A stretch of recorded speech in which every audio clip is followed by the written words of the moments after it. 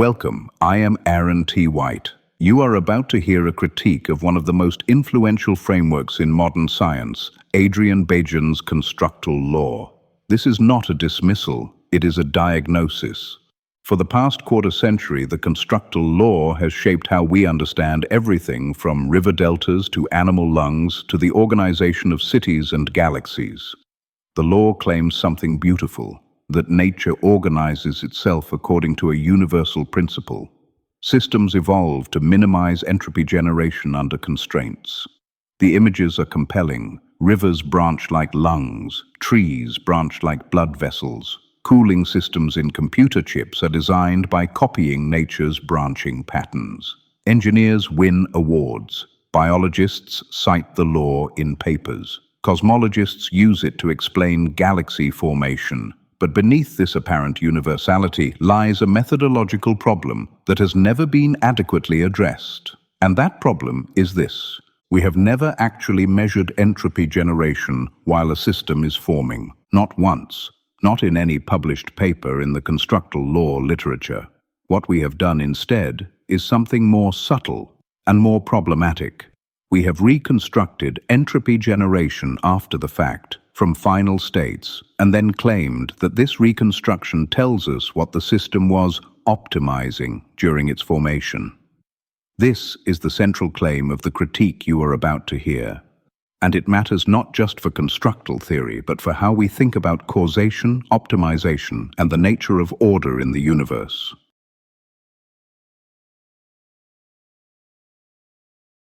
Let me start by explaining why the constructal law became so influential.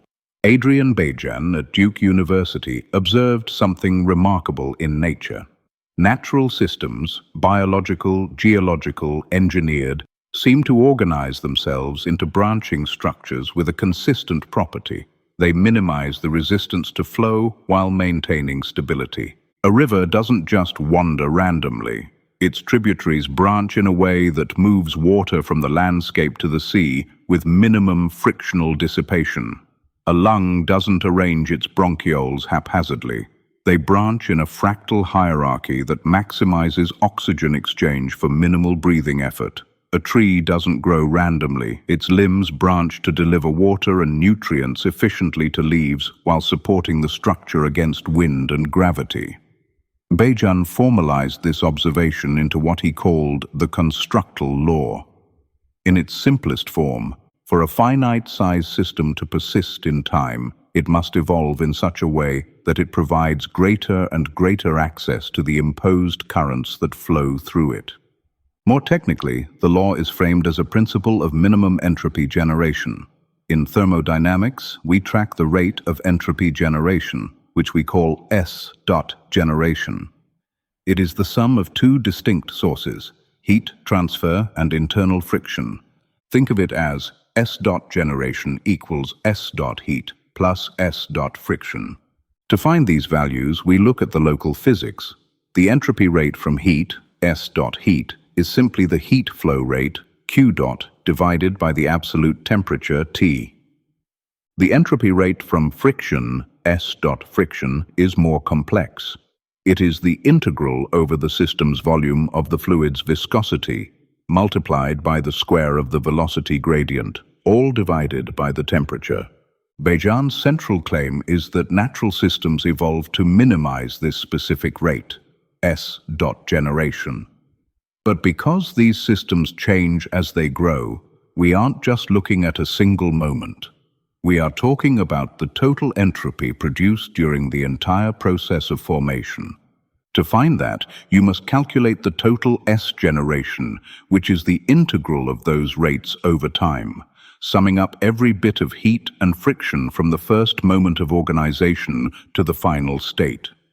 The intuitive appeal is enormous. It suggests that nature is not random. Order emerges from thermodynamic necessity, not divine design or luck. There is a universal principle at work, and the applications have been real. Engineers have used constructal thinking to design more efficient heat exchangers, better cooling systems for microprocessors, and optimized pipe networks. The theory is practically useful. So the question becomes, if the theory is so useful and the observations are so compelling, what could possibly be wrong with it? The answer requires us to ask a very simple question that the field has somehow never directly addressed. How do we actually know that systems are minimizing entropy generation?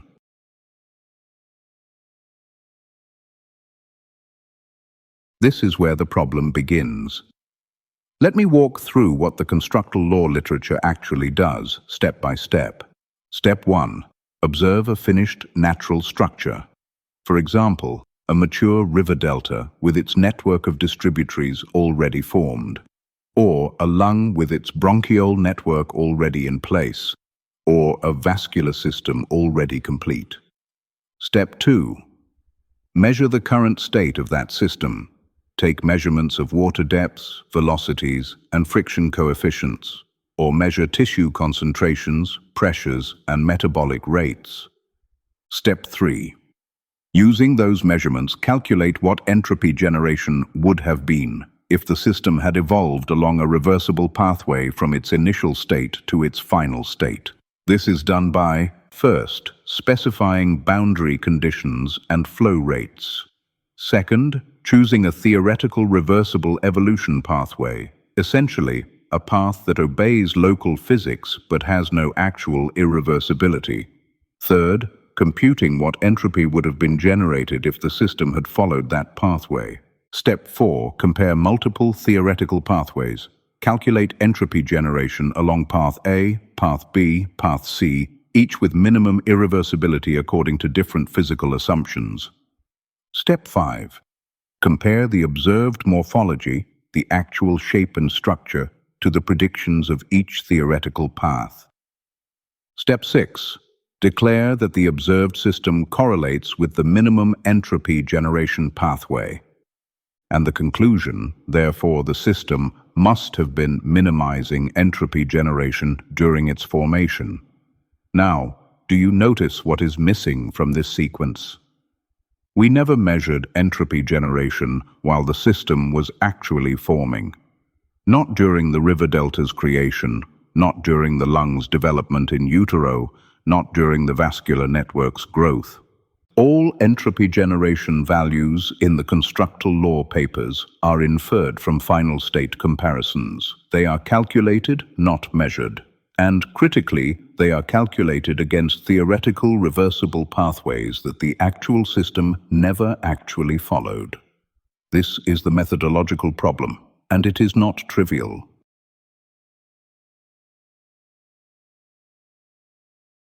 Let me make this concrete with a specific example: river delta formation.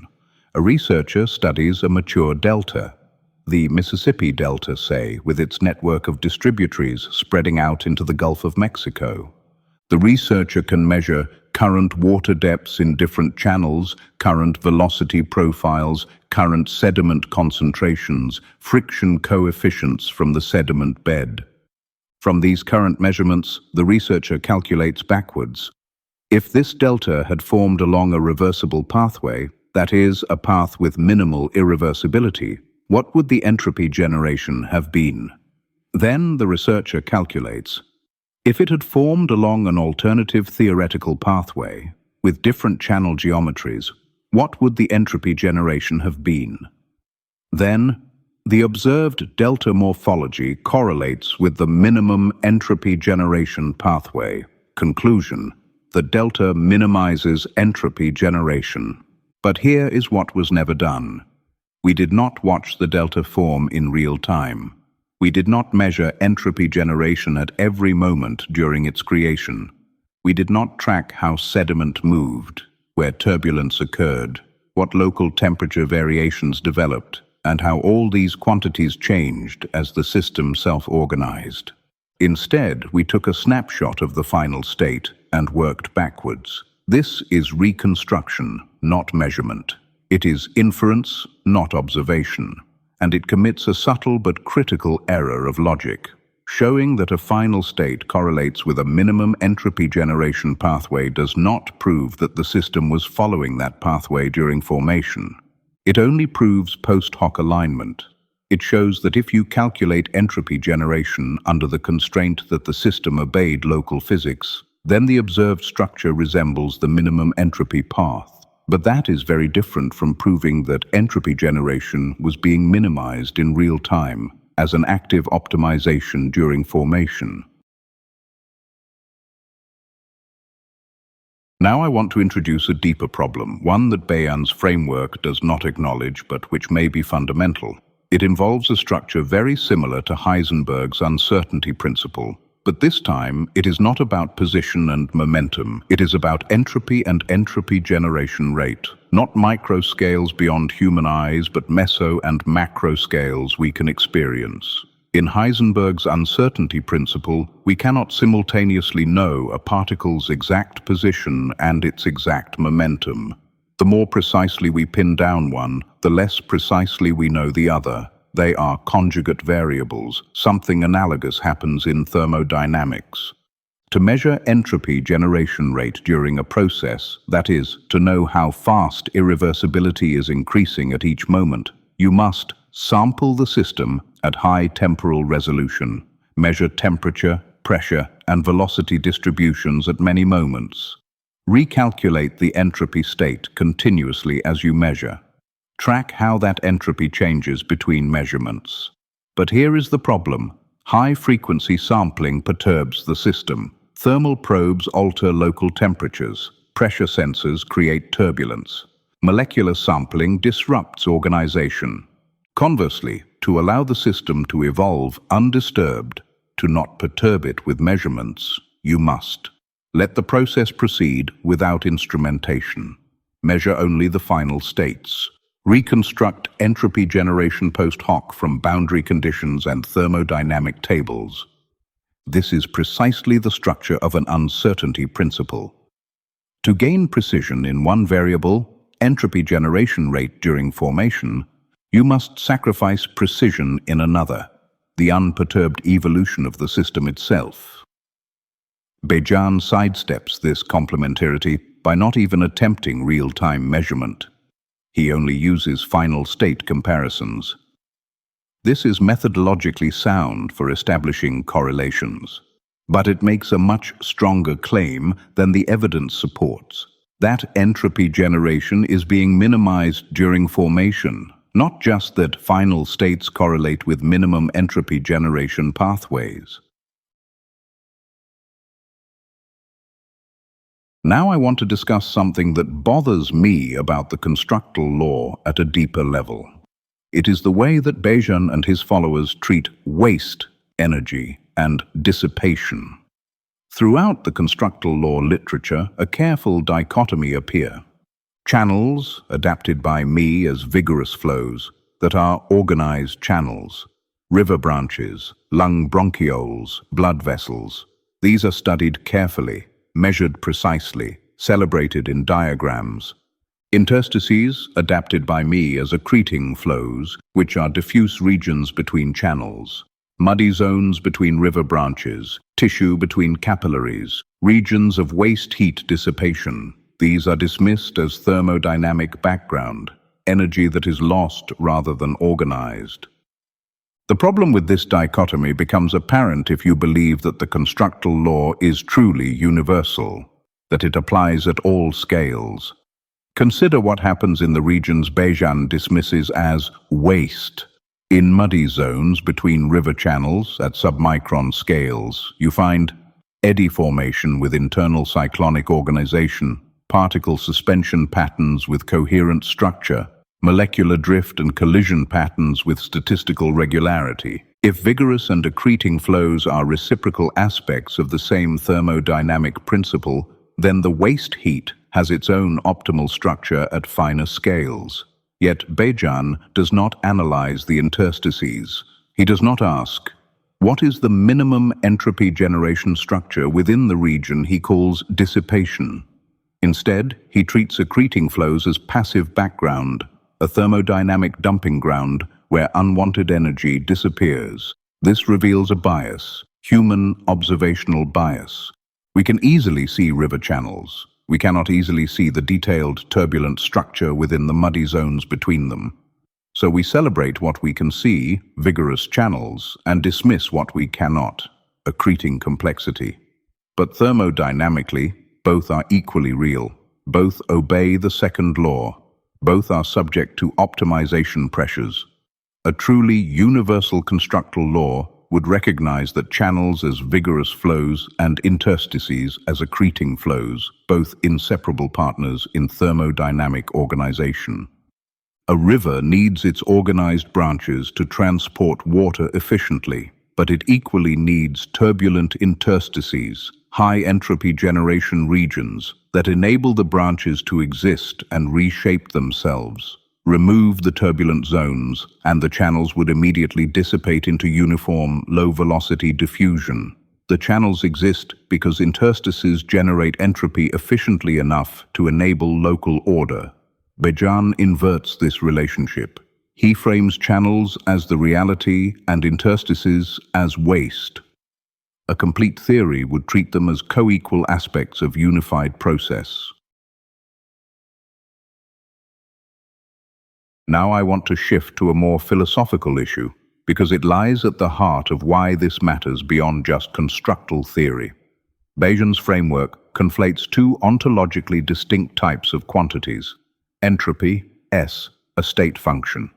It depends only on the current configuration, not on how you got there. Entropy generation, S dot generation, a process metric. It depends entirely on the path you took to get to that configuration. This is not a small distinction. These are fundamentally different types of quantities. A state function describes what exists now. A process metric describes how you arrived here. Now, Bejan treats entropy generation as if it were a state function, as if it were a property that systems minimize the way they minimize energy or free energy. But entropy generation does not exist as a property of the final state. It only exists during the process. Once the system reaches equilibrium, entropy generation becomes zero, regardless of the path taken. Entropy generation is the integral over time of irreversibility. It is fundamentally a historical quantity. It accumulates in the past, and once accumulated, it is locked in. You cannot measure it from a snapshot of the present. This categorical confusion leads to a logical trap. 1. Observe the final state. 2. Define multiple hypothetical paths to that final state. 3. Calculate entropy generation along each hypothetical path. 4. Find that the observed morphology correlates with the minimum entropy generation path. 5. Conclude that the system was optimizing entropy generation during formation. Steps 1 through 4 are valid. Step 5 is where the error occurs. You have shown a correlation between final state and minimum entropy generation path, but you have not shown that the system was following that path during formation. To be more precise, what the constructal law actually demonstrates is this. Final state morphologies in natural systems correlate with theoretical minimum entropy generation pathways when calculated under the constraint that the system evolved subject to local thermodynamic forces. This is true, and it is important, but it is weaker than claiming that entropy generation is being minimized as an active optimization.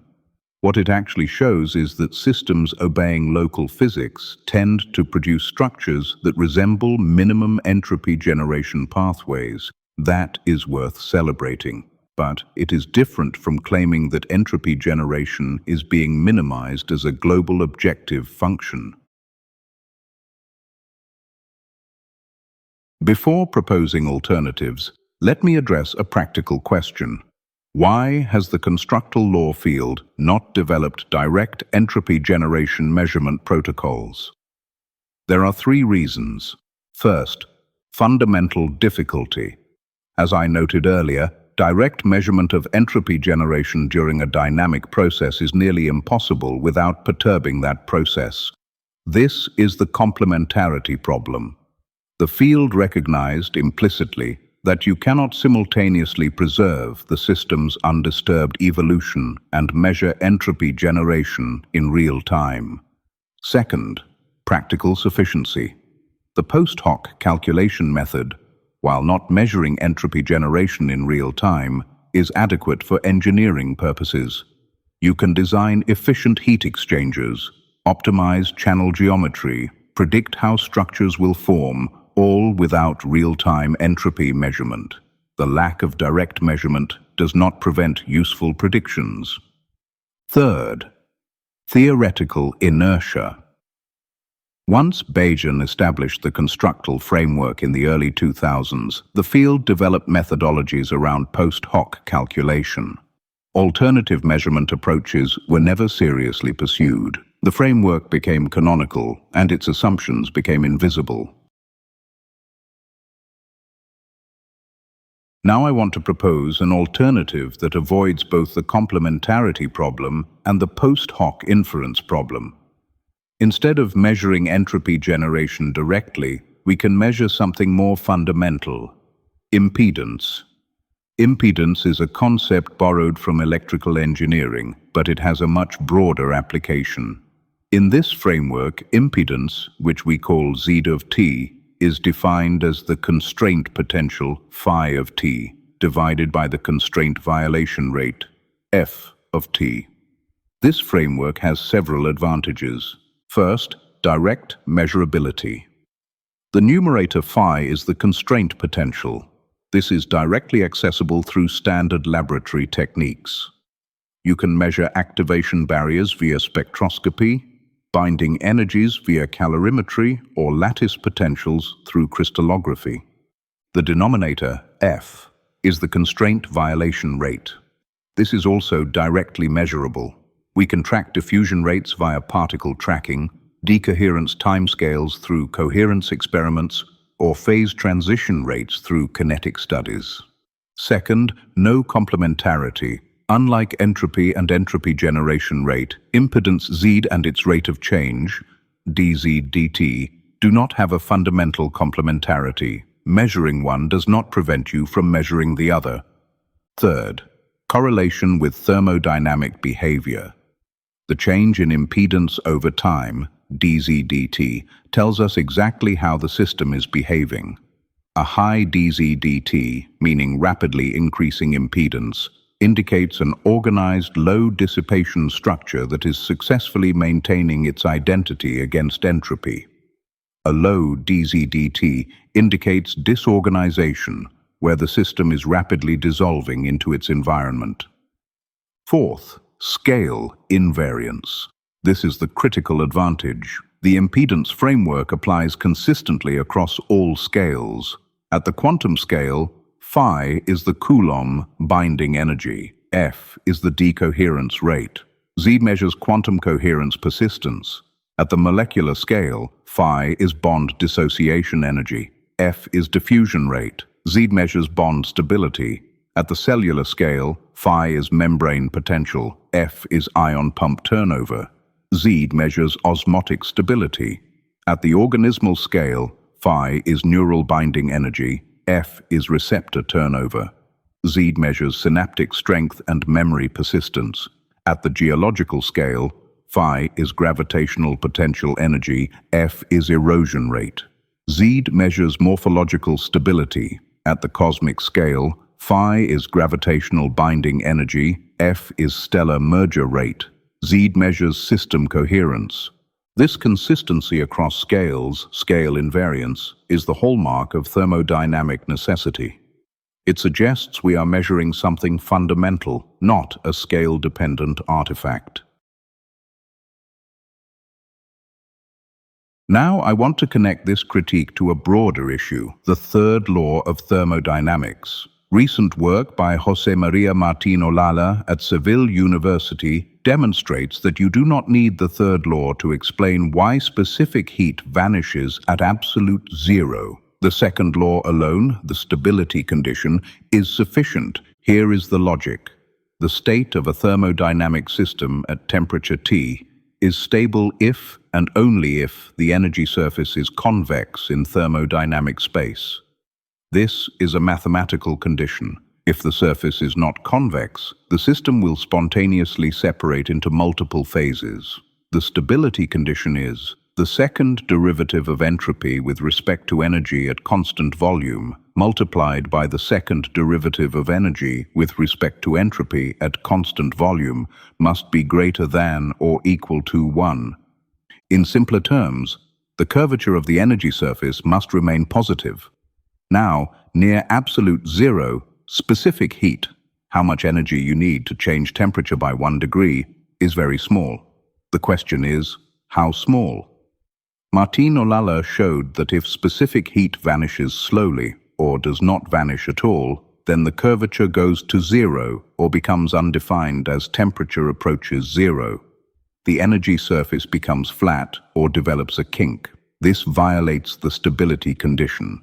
But if specific heat vanishes at least as fast as temperature itself, then the stability condition holds all the way down to T equals 0. The energy surface remains convex. The state at absolute zero is a stable equilibrium. The conclusion: you do not need the third law to tell you that specific heat must vanish at zero. The second law and the stability condition are sufficient. If specific heat did not vanish at the right rate, the state would be unstable and thus physically unrealizable for equilibrium matter. The third law, in other words, is not a new law. It is a consequence of the second law. Why does this matter? Because it reveals something about how we construct physical theories. We often assume that certain boundary conditions, like the behavior at absolute zero, require special axioms, special laws, special assumptions about perfect crystals or unique ground states. But often, these boundary conditions follow from more fundamental principles. They are not new postulates. They are consequences of what we already know. This brings me to a deeper point that animates both the constructal law critique and the problem of the third law. At absolute zero, classical thermodynamics suggests that all motion stops. The system reaches a unique, perfectly ordered state. Existence, in a sense, becomes static. But this is an illusion. It is what I call the Platonic illusion, the seductive idea that reality has a perfect, unchanging form, hiding beneath the apparent chaos of the world. The reality is far more subtle. Even at absolute zero, you do not reach zero entropy. You reach a state where entropy becomes frozen in, locked into the very structure itself. There is residual entropy from nuclear spin configurations, quantum zero-point motion that never truly stops, and decoherence processes that create structural disorder at the smallest scales. And crucially, at absolute zero, a system would have zero specific heat, meaning you could not add any energy to it at all. It would be completely rigid, completely unable to move. If absolute zero is the asymptote of existence, then to reach it would be to exit existence itself. Because existence is not perfection. Existence is movement. L'esistenza è movimento. A system is what it reliably does. It is not a fixed configuration or a perfect crystal. It is a pattern that persists through constrained movement, a dynamic balance of order and disorder, stability and change. This is the core of thermodynamic process philosophy. It rejects the idea that reality has a hidden perfect form. Instead, it asserts that reality is fundamentally processual. Identity is not a static property. It is a pattern maintained through continuous bounded activity. This is the path of natural philosophy I follow, in the footsteps of Galileo. It is a path of convergence. I arrived at these conclusions not through the pre-reading of modern thermodynamics, but through the same tools of premise, chain, and conclusion that have led me to headbutt against the standard model and converge on ideas like topological quantum field theory. As Galileo had his Archimedean premise at the start, experimental chains and thought changes, and over a lifetime of butting heads with theocracy, he knew the truth he dared not speak aloud. Et pour s'y mouve, it still moves. At absolute zero, if the system could be isolated perfectly, which it cannot, it would cease to exist. Not because a law forbids it, but because existence itself requires movement. Absolute zero is a boundary because it is the point where the dance stops, and where the dance stops, the dancer vanishes. So what do we conclude about the constructal law, given all of this? Bejan identified a genuine and important pattern. Organized structures tend to emerge from thermodynamic efficiency. Rivers branch efficiently. Lungs distribute air efficiently. Vascular systems deliver blood efficiently. This observation is valuable. The mathematical framework is powerful. The applications are real, but the interpretation is overstated. The constructal law is best understood as a descriptive principle. Efficient structures emerge from local thermodynamic forces. When systems evolve subject to local constraints, they tend to produce patterns that minimize dissipation. A design heuristic: use minimum entropy generation thinking to optimize engineered systems. It works. Copy nature's branching patterns, and you often get efficient designs. A correlation framework. Understand why natural morphologies resemble theoretical minimum entropy generation pathways. Local optimization often produces structures similar to global optima at certain scales. What it should not be understood as a causal principle such as nature is actively solving a global optimization problem to minimize entropy generation. It should not be understood as a predictive mechanism. We are measuring entropy generation rates during formation and verifying that they are minimal. Nor yet, and yes, I say yet, a universal law while applying uniformly at all scales without acknowledging where the framework breaks down or becomes incomplete. Furthermore, the constructal framework's systematic focus on vigorous channels while dismissing accreting flows as waste reflects a human observer bias. A complete theory must treat vigorous and accreting structure as inseparable partners in thermodynamic organization. The critique of constructal theory is really a critique of a larger tendency in science, the tendency to confuse elegant mathematics with direct measurement. We create mathematical models. The models make beautiful predictions. The predictions correlate with observations. We conclude that we have understood the system. But sometimes what we have really done is created a sophisticated post hoc reconstruction. We have found a mathematical description that correlates with reality without having actually measured the mechanism we claim to have found. This is not always wrong. Post hoc reconstruction can teach us useful things. Mathematical models can guide engineering. Correlations can inspire new experiments. But it is important to be honest about what we have and have not measured. In constructal theory, what we have measured, the final morphologies of natural systems. We have shown that they correlate with theoretical minimum entropy generation pathways. What we have not measured, entropy generation during formation. We have not tracked how irreversibility accumulates in real time as the system organizes itself. The difference matters for understanding what we actually know and what we still need to discover. This critique is not intended as a final judgment. It is an invitation. I am inviting the constructal law community and the broader scientific world to step out of the shadow of post hoc reconstruction and into the light of dynamic natural philosophy. We have the tools, we have the premises. Now we need the courage to follow the chain to its conclusion. I propose 3 paths forward. Path 1. Tackle the measurement problem head-on. We must move beyond calculating what should have happened and begin developing protocols to measure entropy generation while the system is forming. This is a massive technical challenge. It requires high-resolution, non-invasive sensing that doesn't trigger the complementarity effect. But if we want to claim that nature optimizes, we must witness the optimization in real time. Path 2. Adopt the impedance framework. If direct measurement of entropy generation proves too invasive, then let us embrace a framework that is built for movement.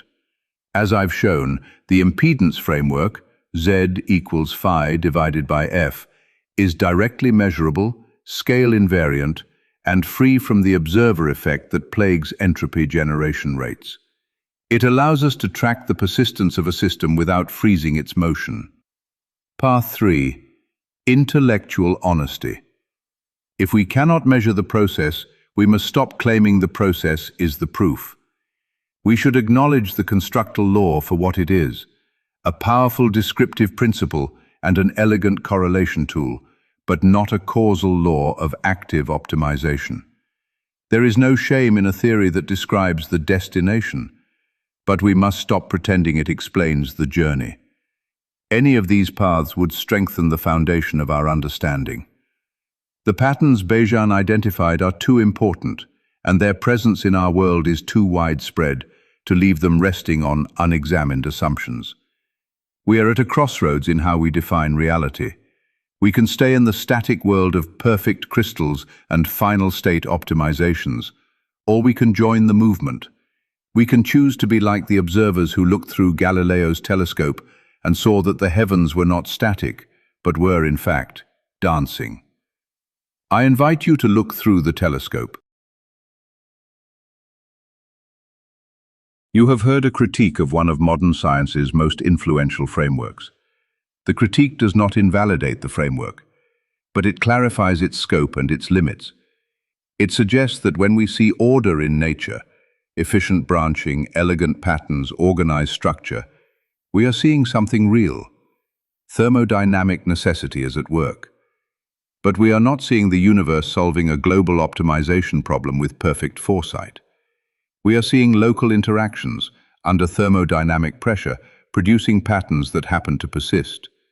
The beauty of those patterns is real, but it is an emergent beauty, not a hidden perfection. And that, perhaps, is even more profound, because it means that order does not require a blueprint. It does not require a perfect form waiting to be discovered. Order emerges from the dance of constraint and freedom, stability and change, structure and dissolution. Existence is movement, and in movement, from the pressure of thermodynamic necessity, comes all that we see. L'esistenza è movimento.